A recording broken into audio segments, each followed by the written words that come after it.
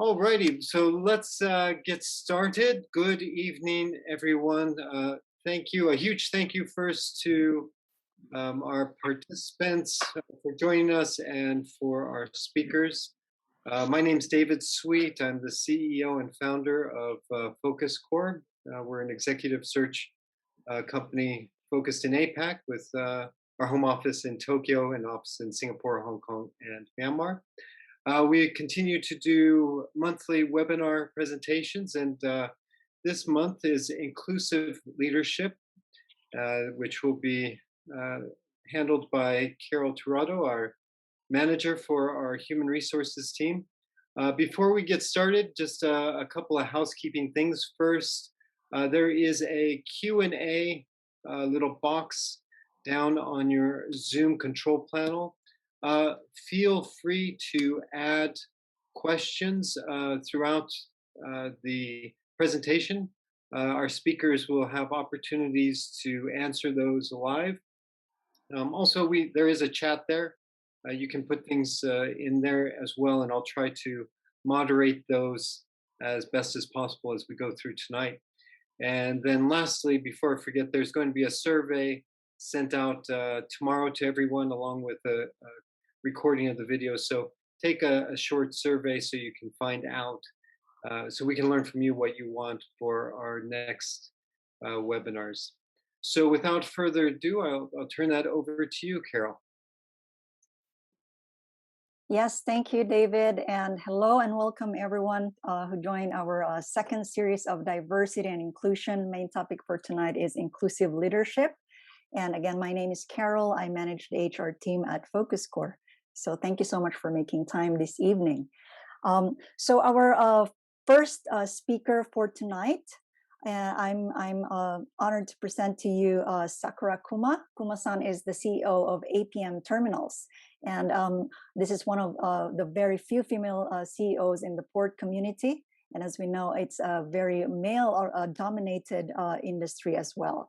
So prior to joining APM Terminals, since February 2021, I believe, Kuma-san held several leadership positions within the marketing and sales, including business development and corporate management for NYK, and as well as bulk and project carriers for Yusen Terminal, and including Yokohama Kawasaki Port International Port Corporation, or YKEEP, and at the same time adding to her profile as executive director.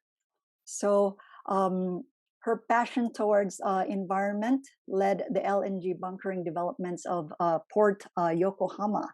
And of course, her faith in diversity and inclusion represent who she is today. So without further ado, Kuma-san, the floor is yours. Please start the further introduction. Thank you.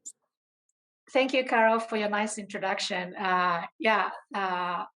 Hello, everyone. It's my honor to be here and to join the great panel. And thank you, David, as well, to organize such a nice event so that we can come here and talk about diversity and inclusion. For me, it's never enough to put diversity and inclusion in our speech, mind, and action. Well, we're living in the environment not long ago, and some ex-prime minister said women talk too much, and meeting with female is just too lengthy. And also, not long ago, another ex-prime minister also accused women who didn't deliver baby for the responsibility of the declining birth rate of this nation. So this is where we are. What else words I can put on the harsh environment we're in? Even the government has a goal for us to get to the state that 30% of the leadership should be female, but we are so far away from there. We can say whatever we say, you know, especially for the politician in every country, every politicians. Yeah, they have some beautiful words in their mouths, but we all need to see what action has been taken, and also what actions on the agenda to be taken, right? So diversity and inclusion is really something easy to say, but hard to do. I think with so many HR specialists here, They might have a lot of experiences later on they will share with us, which I also look forward to exchange the view and information with them. But for me, just like Carol introduced very kindly, I joined the APM Terminals, which is a company belong to Maersk Group. And Maersk is his headquarters is in Denmark. One of the reasons I choose this company to change my career is I see this company really not just saying diversity and inclusion, but actually they're doing something about it. 1 month after I joined APMT, there was a very exciting event that organized by the group.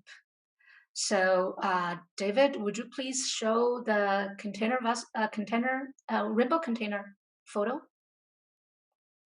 to the audience? So, as a effort toward the diversity and inclusion, Maersk Group decided to paint two containers. One is 20 feet on the right side on the picture. The other one is 40 feet. It's double the size.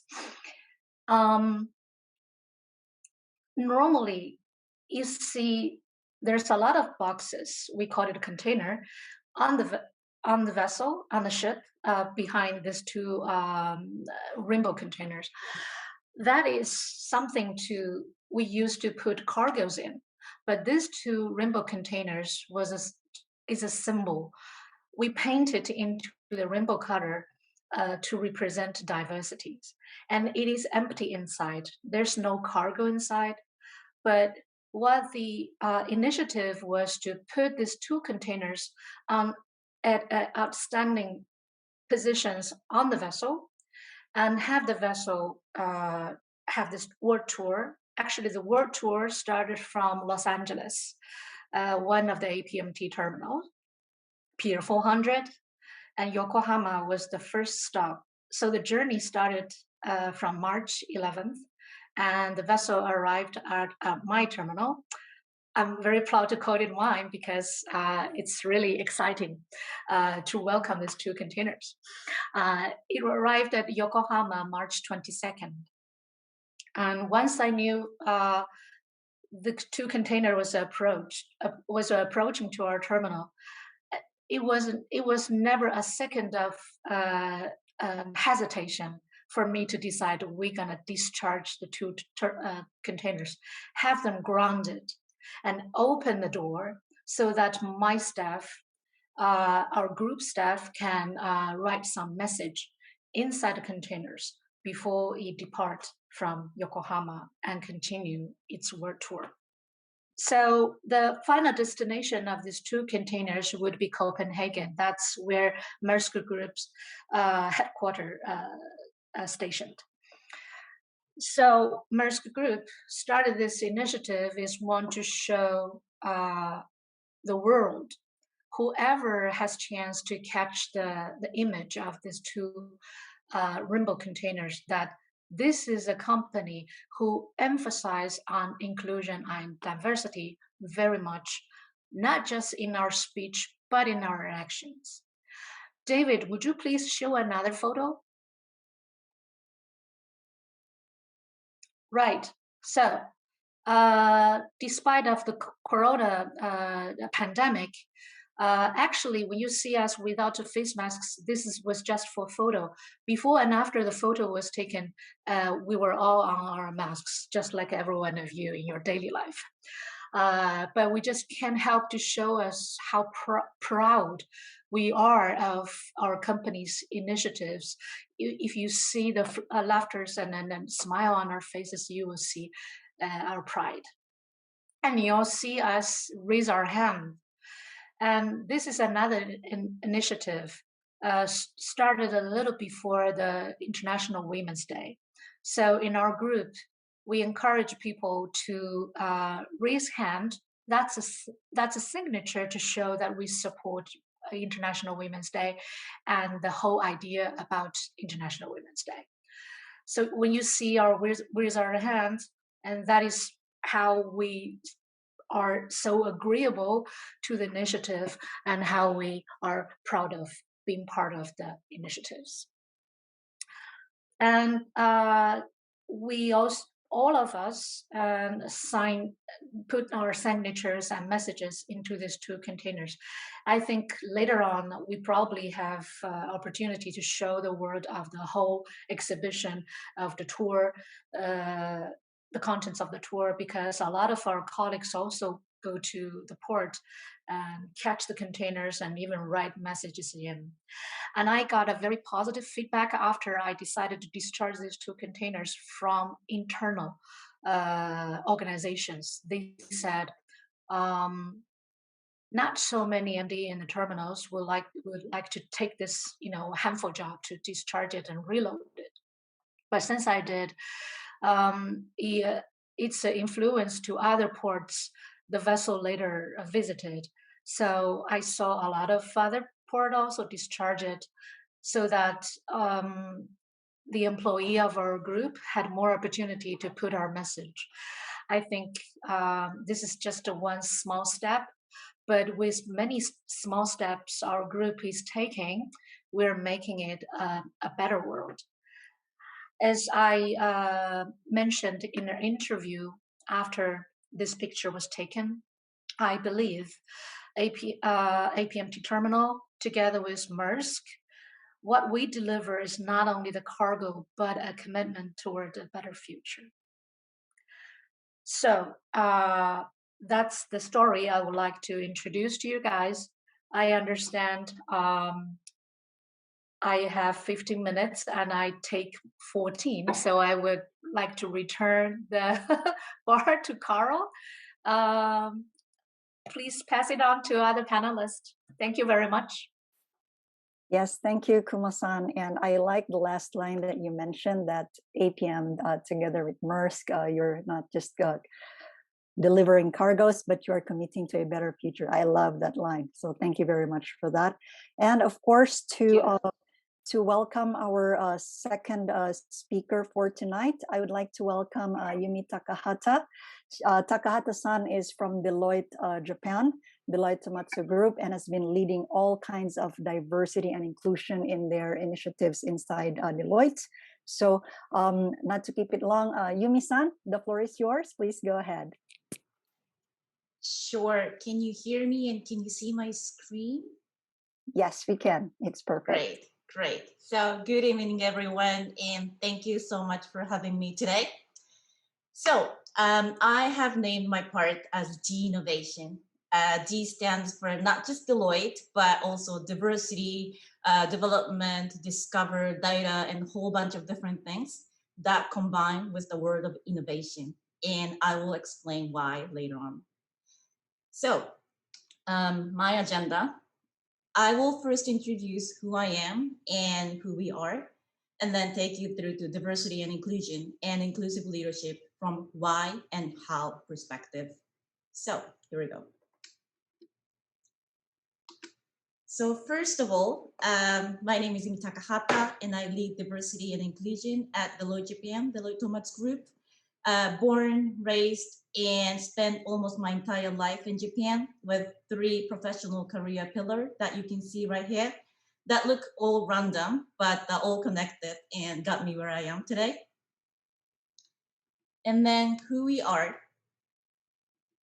So Deloitte Tomatsu Group is Deloitte Japan, Deloitte Tomatsu Group is a member of Deloitte, which is the world's biggest global network providing professional services such as audit and assurance, risk advisory, consulting, financial advisory, tax and legal, etc. And we have more than 300,000 of professionals in over 150 countries, and we're 175 years old. And in Japan, we have more than 14,000 of professionals in more than 30 cities, working with the clients of all kinds of sectors. Then, why we empower diversity and inclusion? Because we have so many people around the world, we have something called a shared value that we embrace on a global scale, and foster inclusion is one of them. We are at our best when we foster an inclusive culture and embrace diversity in all forms. We know this attracts top talent, enables innovation, and helps deliver well-rounded client solutions. With all these values in place, we believe we can connect the dots and make an impact that matters. What it means is that the diversity and inclusion is clearly a business strategy for us at Deloitte. Because under this VUCA time, like volatile, uncertain, complex, and ambiguous time we're all going through, inclusive environment or inclusive leadership are imperative to develop talent so that we can provide better services and diversified values to the client for new perspectives and new opportunities and challenges. And then that connects to the sustainable society. And then by making the organization more resilient, we are committed to take on a role of a catalyst to bring a transformation and new values with innovative solutions. Then how we empower diversity and inclusion. First of all, diversity is not about putting labels on people, nor supporting those specifically people with labels. I think diversity and inclusion is like one big tree. Some parts of the tree, like leaves and flowers, are visible and out there. So we easily judge from those information what kind of tree they are. But what keeps the tree living and growing are rooted deep under the ground and not visible. I think this is exactly like diversity components. For example, we easily identify people from how they look, like gender, race, physical ability, etc., that are quite important, of course, but we have to know the very core part of what makes who they are could be invisible, such as values, experience, and strengths, and everything. So at Deloitte Japan, we have holistic and strategic approach in place. I know this looks like a fish, but this is a framework. The idea is that we take both a qualitative approach, such as around culture, mindset, and leadership, and quantitative approach, such as around data, policies, and infrastructure, so that we can leverage to turn all the difference as the strength factor by ensuring belongingness, equity rather than equality, and innovation. And at the same time, we do focus on internal and external communication, evidence, and advocacy so that we can bring on the impact not only within Deloitte, but also to the society in a positive way.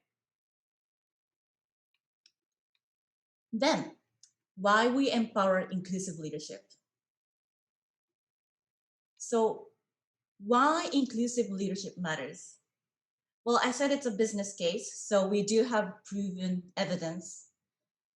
So, inclusive leadership improves team performance by 17%, decision-making quality by 20%, and team collaboration by 29%. And that inclusive culture makes the organization 6 times more innovative, 6 times more adaptive, 3 times higher performing, and 2 times more financially successful. These figures came from Deloitte Australia's analysis of 105 leaders against the 6 signature traits of inclusive leaders and their performance outcomes. So I guess the next question is, what are those 6 traits? So we call it as the 6 C's for inclusive leaders. And you can take a guess, but it starts from commitment and courage, then cognizance of bias, and curiosity, cultural intelligence, and collaboration. And today, I will focus a little bit about this commitment because this is where it all begins. So how we empower inclusive leadership. So let me show you one thing. This is one of the many commitments our top executive members have signed, which is called the panel promise. The panel promise is our practice-driven initiative to achieve and visualize the balanced representations for the panelists and speakers at events, forums, webinars, etc. And it applies both for internal and external ones held in the Asia-Pacific region. We set KPI as 40% male, 40% female, and 20% as a buffer to facilitate diversity. And of course, one of the target was to close the gender gap. But at the same time, we do aim to enrich the discussion by having underrepresented group, including invisible diversity factors, such as culture, generation, seniority, race, ethnicity, experience, and different everything. So I'm still in the middle of my presentation, but by taking this opportunity, I want to say thank you so much to the Focus Core team for this great panel representation, so I could say yes to this session today. Then why panel promise? Why we do this? Then let me ask you one question. Say you have two choices. Which of the panel discussion you think you can learn more and find a new perspectives? Option number one, something familiar, but it's 91% male and 9% female. And option number two, this is 40% female, 25% indigenous people, 15% racial minority, 15% LGBT+, and 5% others. So what do you think? So the panel promise, I think it's like connecting the dots for a transformation. Having diverse representation would improve the talent development, such as eminence and interpersonal diversity. And interpersonal diversity is like a wide spectrum of various components of diversity within one person, such as such could be empowered by facing new perspectives, meeting with new people, going to new places, and going through all the different kinds of experiences. And we do have an evidence that the people or person with higher interpersonal diversity can perform better. And then the different perspective would help to avoid unconscious bias and finding the blind spot. And it also helps further engagement with better experience and boost up the creativity. And that will be the key for an innovation, as it brings transformative solutions with better insight and productivity and cross-business, and helps build a stronger brand strategy and also improve corporate value. And eventually brings on to the positive social change. So how to panel promise? So we've been starting small, but with thorough preparation and further expansion aspiration. I'm sure the process will be, quite different from organization to organizations, but as the benchmark, we've been taking the process of planning and communication, both external and internal, by using multiple platforms and channels, and then implementation, and then monitoring by developing the monitoring tools, and we do plan for further expansion and rules revision. Because one thing is that we cannot aim 100% from the very beginning, at least with us at Deloitte Japan, but we're still trying a lot of different approaches to make it work. And one more thing, or something I can promise about the panel promise, is that you will get a lot of questions. And I will introduce a few things that I have gone through. But one of them was, there are only male experts for this subject. What you can respond is, challenge your bias and define expert in a qualitative perspective. Aren't you trying to look for someone who has done it before? Or there really is no female expert for this subject. then it's a sign of unfair or unequal opportunities. Provide some coachings and trainings to female or underrepresented members so they can make it.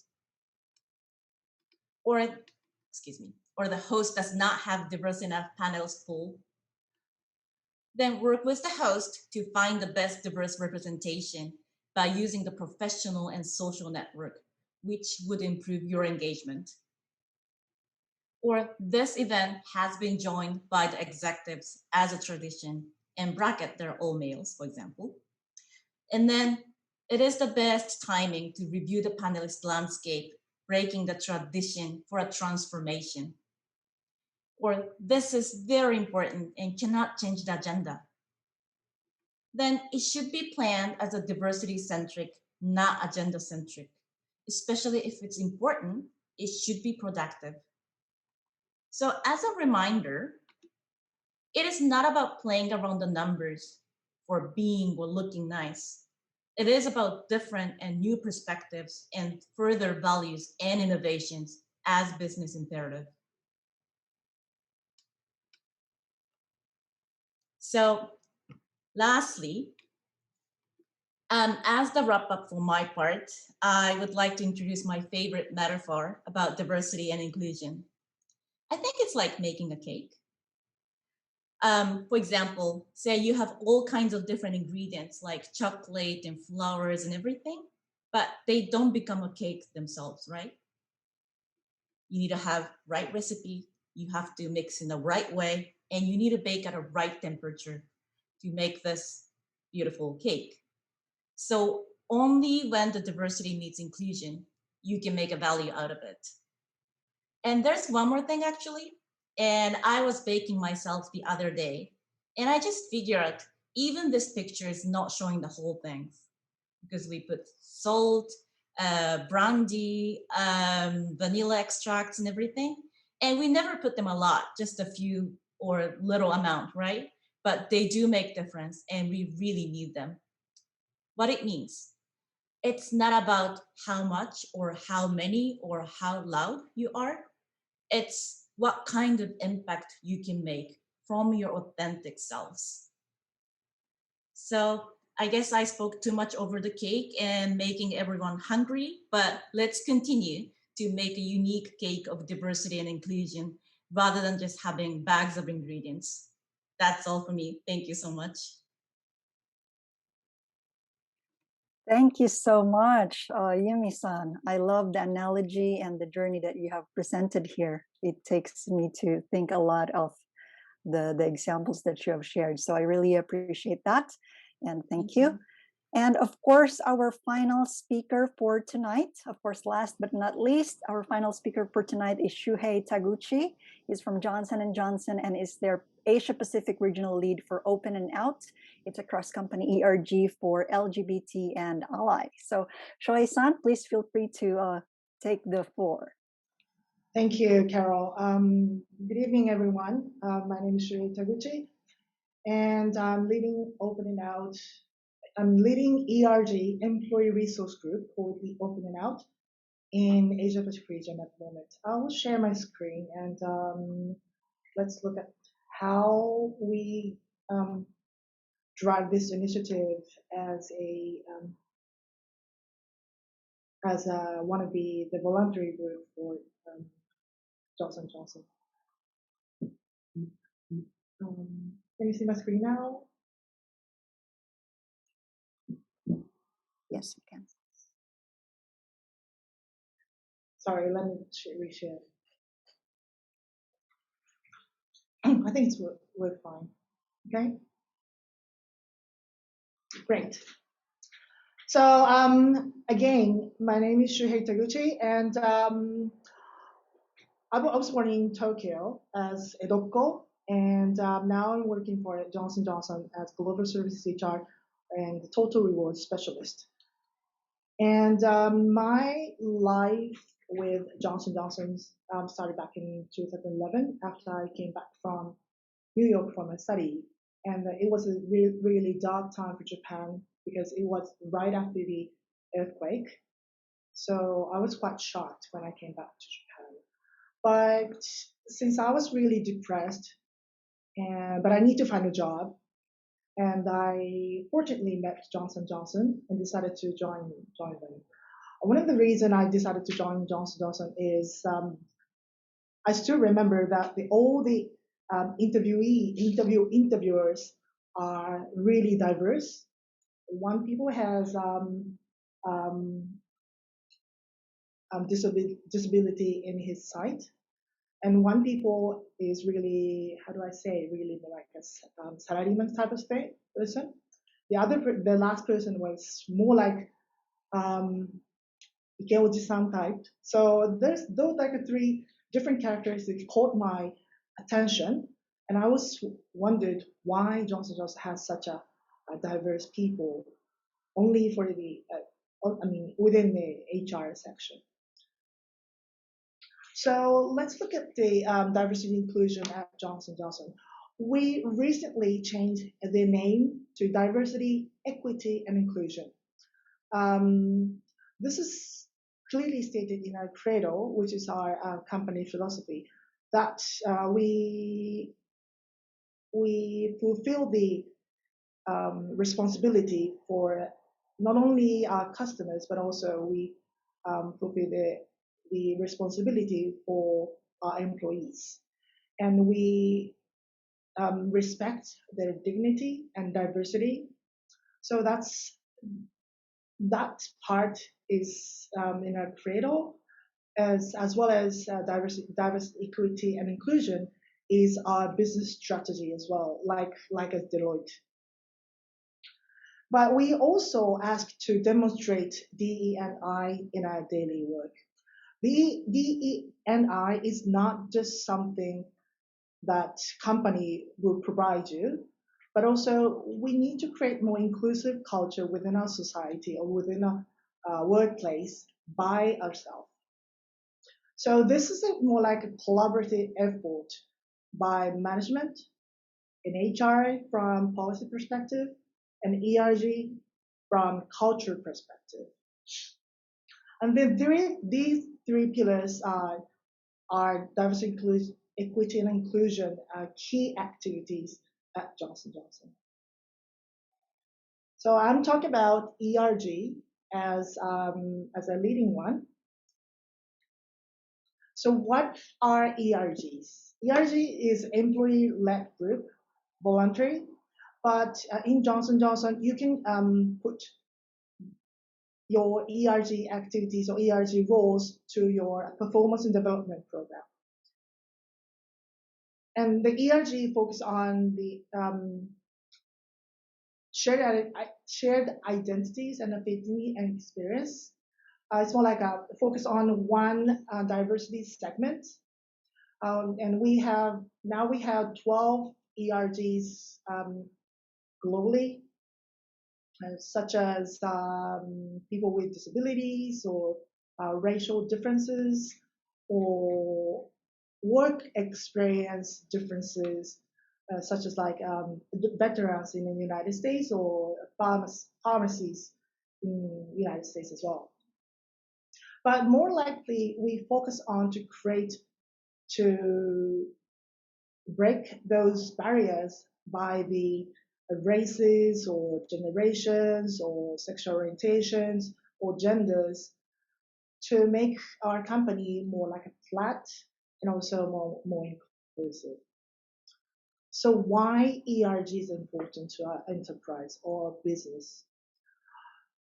One of the good things, well, I just pick up some key points from what the DE&I website said, but in my understanding is that ERG is really important, that employee ourselves want to create an inclusive culture within our organization, and that passion and the movement surely move the company. So let's talk about the Open&Out. Open&Out initially started as Glee Club. I remember the Gay Lesbian Employee Engagement Club or something, and back in 1993 in New Brunswick, where we are a worldwide headquarters. they only started like a few bunch of people, few bunch of the gays and lesbian people, and it's been almost 20 years. No, like almost like a 30 years, and now we have more 4,000 members globally. So it's a tremendous change for Open&Out as well as well. If if someone see our activities, if someone who were in the Glee Club see how we're doing right now, I believe they were surprised. So what we do is creating inclusive culture in Johnson Johnson, regardless their sexual orientation or gender identity. We doing two major pillars. One is creating more learning opportunity for internal employees to raise awareness and visibility for LGBTQ+. The other part is how we can build more reputation, external reputation, and attract more better talents who are, how do I say, hesitate to join some companies because of their minority they have. So we try to break those barriers, and we want to welcome regardless their minority or differences.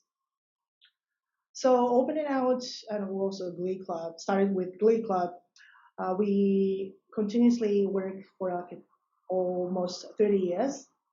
And as I mentioned, we're quite wide and broad teams in global. Back in 2015, honestly, Japan was the third international chapters next to Canada. It started with United States, obviously, but the second one is Canada. So Japan was the third international chapter, and then I was a launching leader for Japan. And I just remember that some colleagues across the world suddenly sent me email. I don't know the person, but suddenly he sent me email. Hey, I know I found your name as a family lead for Japan, and can we have a little discussion that we wanted to create this organization in our company as well. So they think it's kind of funny that they think in this Japan, one of the conservative country, can create this organization. We can do that. So I think it was a great start for Open&Out to how do I say create the inclusive workplace not only in North America but also outside of North America. So Open&Out does such a wide variety of initiatives, and so we have four key pillars. One is talent. As I mentioned, we wanted to welcome more diverse and talented people. And if you look at the down left, we say global programming, that this Open&Out delivers such an inclusive event few times in a year, and we will having a June Pride soon. And June Pride is widely known in the United States or North America or sometimes in the Western Hemisphere to celebrate the being yourself, regardless of sexuality or minority.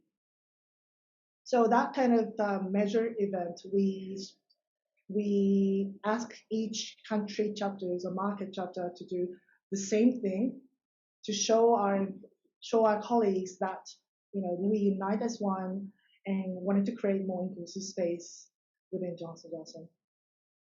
Caring Pride is one of the key activities for Johnson Johnson to collaborate with merchandisers in the United States under Caring Pride name.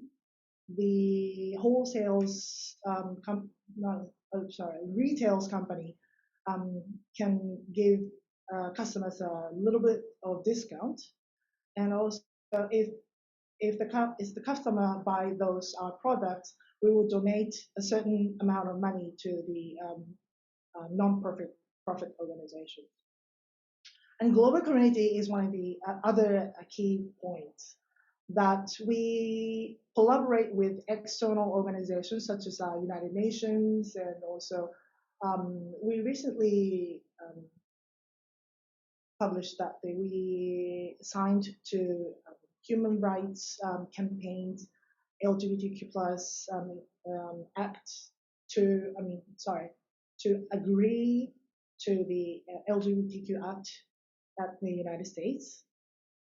So collaborating with external organizations surely brings you more like broader perspectives, or you will get more better hints what the society is right now to make your activity more fruitful. Not just the event or the activity that we do, ERG itself has wonderful opportunities. So how many of you people think that which roles for Open&Out, this is the role for Open&Out, and how many of you think, how many positions are assigned or appointed?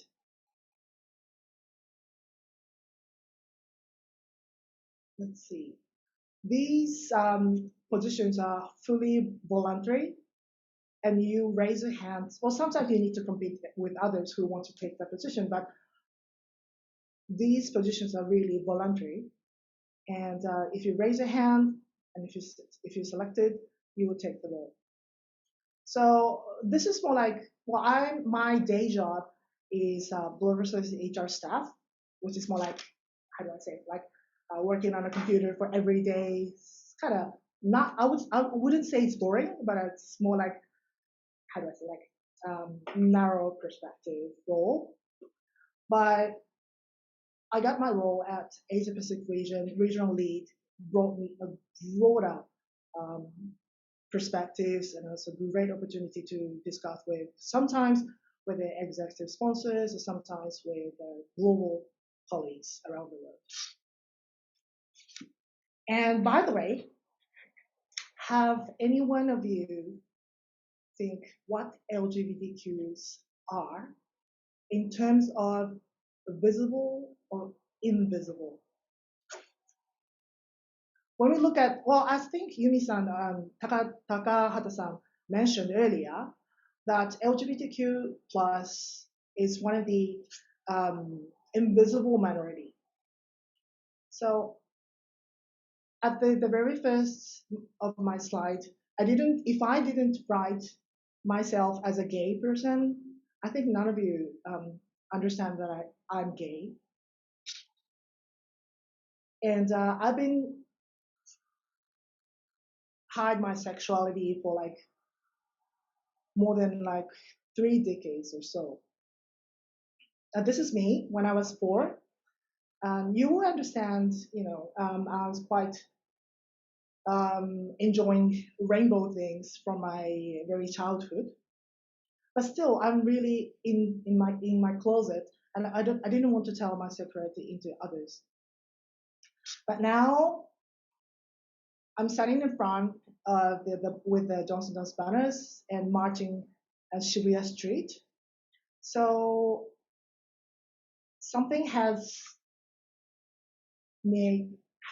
changed me. So what changed me? This lady pushed me to take the Japan launching lead role for Open&Out. I was really struggling to be myself, and I'm kind of tired of lying to others about my sexuality. So I asked her, "Hey, her name is Sarah. Hey, Sarah, I'm really tired. I think I'm going to quit Johnson Johnson." And she said, "Why? Why?" So we discussed a lot, and she told me that, "Hey, there's 2 ways that you can take keep silence and do nothing, and it won't hurt much, but maybe you will resign from Johnson Johnson at some point because nothing will be changed. The other way is to do something to try to change the company and create the workplace where you can be yourself. I was like, really? Can I do that? So I was like, she told me like, she gave me like 2 weeks. And within 2 weeks, I was thinking, and decided to do something. But I couldn't do it this all by myself alone. I have so many great teams and friends and colleagues who support this program. And now Japan is recognized as one of the most successful chapter in Open and Out. And I already passed the ball for Japan to my successor. So now I'm focusing on how to create more inclusive culture within Asia Pacific region. I would like to mention one good major opportunity that I had with my role. So this is just one of the few of the example that I had experiences with Open and Out. I think none of them will come with the total rewards specialist.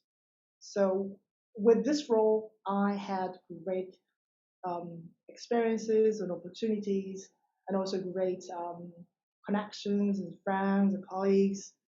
So I really thanks for the opportunity. This is my last slide. That 5 things I learned from my leadership role. Be brave but humble. Rely on others. Be fair and listen feedbacks. Sometimes, feedbacks is really tough, right? Enjoy the changes you make. And be excited about the bright future.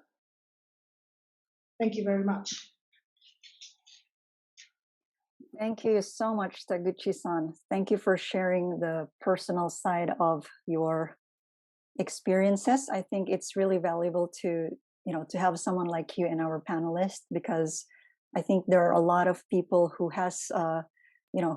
want to try to be authentic and be more open and out, but at the same time, it's within the organization who are not that accepting, right? So thank you for sharing that. And David, anything to add before we proceed to the Q&A? Nope, go ahead. Okay, perfect. Well, once again, thank you so much all for joining Focus Core for our webinar session. And now we move on to our next Q&A area. And the first question that we have here is directed to Kuma-san. Kuma-san, what are some effective ways for leaders to show their commitment to inclusion in the workplace, to actually walk the talk? So I think most of the time we hear a lot about, doing it, but it's just, it just fades along the way. So any tips on how you are really, walking the talk? Right, thank you. I think everything has to come as a genuine way. Show your care, but just not pretend you care. You have to really care from the bottom of your heart. And when you have that genuine care, and it will come out naturally to your actions. Because before we talk about inclusion or even diversity, just look at a single employee that works for you. Do you really care? If you do, then there's a lot of communication, right? Just like Shu had Open and Out in his presentation, when he was hiding himself, well, if there was some reach out from his supervisor at that time, right, caring, and it probably will create a easier environment for him to speak out, right? If you do really care. So the conversation will happen in a vivid way. If you work together, you probably can discuss not only the business, but also some private issues. Just make more communications and carry those communication with the true heart.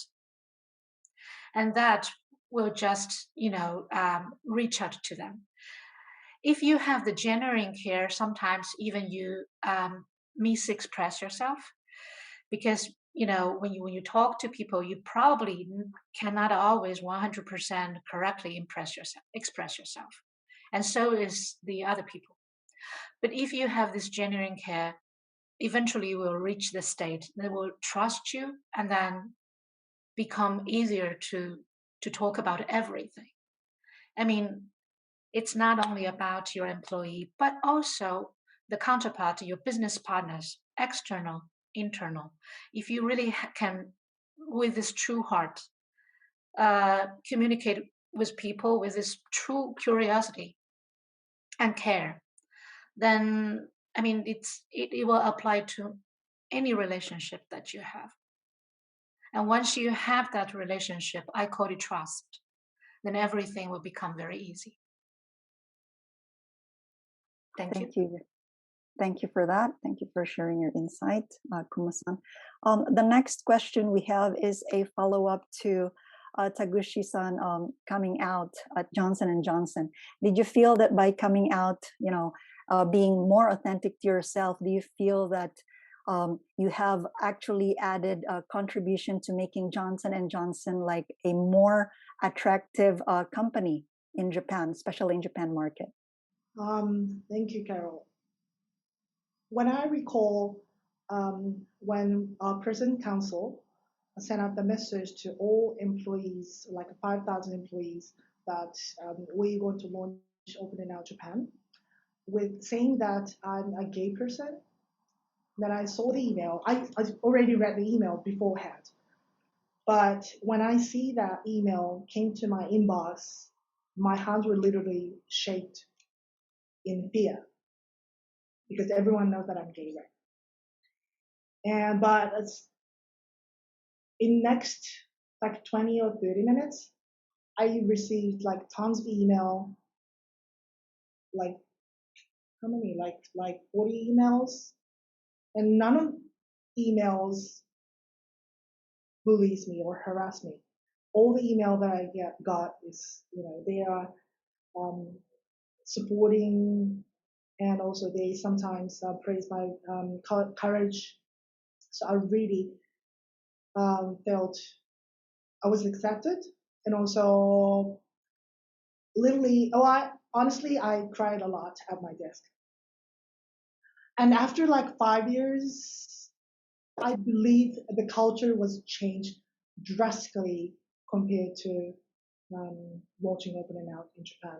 People would try not to speak something biased comments, and people would try to use more inclusive language or inclusive words all the time. Now I got a feedback. We have a training program and with some case studies, and it's like when you're at drinking dinner, and if someone said something harassing gay people, what would you do? Type of case study. Like in like 3 years ago, some people's reaction like, if it's like a dinner with drink, people say something like that. Yeah, it's like, yeah, forget about it, something. But now it's like after 3 years, people are saying that if I see that type of thing, I definitely tell that person it's not right thing to say. So I was really surprised that people's behavior or mindset or way of thinking is completely changed if we continuously doing again and again. So that's my impression. Okay, that's great. That's great. I think promoting awareness will also make other people aware of their actions too. So thank you for sharing that. And one question directed towards Yumi-san. We have a question that they are in the early first steps of D&I implementation, and they have started increasing awareness on the topic, but they would like to hear about areas that you can recommend for them to start with. Thank you. Thank you for the question. Well, I introduced some practices, but I think what's important is to articulate the strong links to your own business cases and strategies, because that's what the leaders usually care the most, and put them into the trainings or part of the executive conference agendas with a lot of cases and episodes of both of the benefit of having the DNI in place, but also the risks of not having DNI in place. And it could be something around like blind spot, for example, because finding the blind spot requires different and diverse lenses, as I mentioned, and not just over the panel events or anything similar, but I was thinking about the case that even in the scientific field, according to the World Economic Forum that I was reading, for about 20 something years, the scientists or biologists had long been believing that only the male bird sang until the female scientist or the biologist joined the research. And that was pretty much a shock to me. And just like this, there are a whole bunch of different cases and episodes with certain data, so you can check them out and make it relevant. So relevancy is the key, I think, to your business case and strategies and where you want to go. I hope I kind of answered that question. Yes, you have. Thank you for that. And there is a question that was shared to all the panelists, so feel free to answer. What type of training is being provided for managers to address diversity and inclusion in your organization, of course, including your staff? Okay, I'll take first. Yes. Like I said, I'm really proud of the Mercy Group, that the many initiatives that we have adopted in terms of the improvement of inclusion and diversity. And one of that is we have this third-party consultant to help us making this program. It calls engagement survey. And the survey is taking place like regularly. It helps us to check in our organization, our corporate culture is that comprehensively really encouraging more engagement from many perspectives, and every employees are encouraged to take the survey, especially the management. And after the survey is conducted, there's going to be feedback conducted by the third party. Actually, my next feedback is scheduled in the beginning of June. By doing such kind of survey, it's like a self-examination, right? So a lot of questions were asked, and then you using the questions to ask yourself to observe your surroundings. So it's really down to the earth. I'm proud that our company is taking the mission from a commitment to the level of action. That's what we do. Thank you.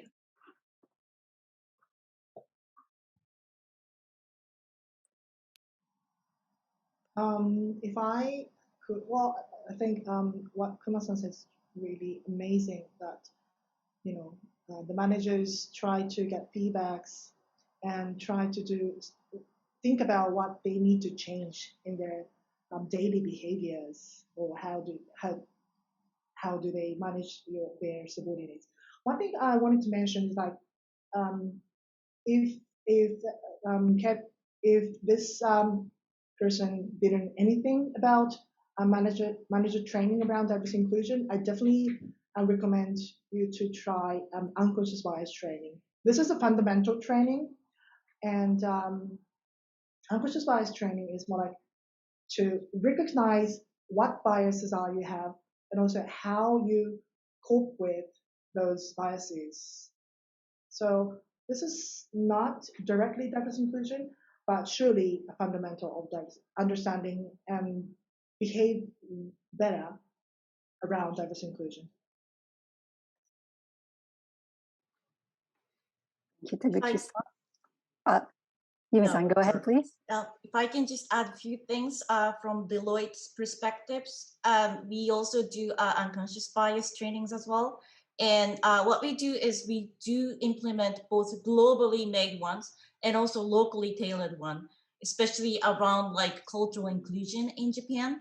We do work around the cultural inclusion, not from Japanese or non-Japanese perspectives, but we focused on the things that what kind of differences would make the cultural difference into the gap or wrongness or misunderstanding kind of deep dive. And we've been doing this to more than, I think, 4,000 of leaders, like managers and partners. And then others might be, of course, LGBT plus trainings that we've done over the Tokyo Rainbow Pride last month, and other unconscious bias and other leadership styles and everything, because everyone has different lenses and perspectives, and then we have to sort of work around the different approaches so that so that we can make it relatable to any kind of people. That's really great. That's really great. And of course, for our side here at Focus Core, seems like we are reaching out of our time, David. So also, and I think the last question is already directed towards guiding everyone who wish to start the DNI, of course, inclusive leadership as well. But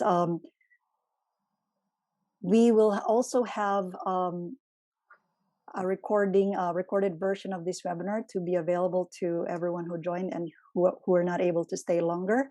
So that part, and I guess all the insight are very, very strong and really great takeaways for this webinar. So I appreciate all the shared examples too. So that's me on my side, and then over to you, David. Yeah, thank you to our speakers. It's very insightful. I like just the idea that persistent consistency, just by tapping away a little bit at a time, and then you can make the big results in an organization. But it does take time, so you have to start somewhere with small steps, and believe that like Yumi's tree, it will grow, um, or maybe we'll make a pie out of it. But it's getting towards dinner time, so without further ado, just to thank our panelists, Kuma-san, Takaguchi-san, and Takahata-san. Thank you so much. Very insightful.